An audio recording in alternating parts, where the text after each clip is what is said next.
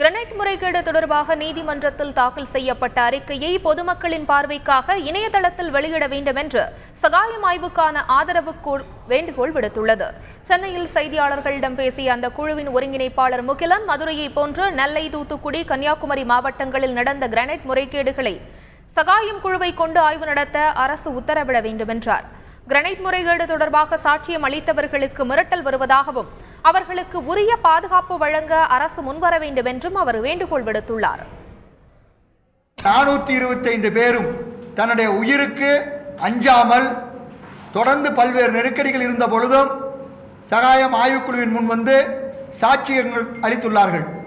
அவர்களுடைய உயிர் பாதுகாப்பை முதலில் தமிழக அரசு ஏற்பாடு செய்ய வேண்டும்.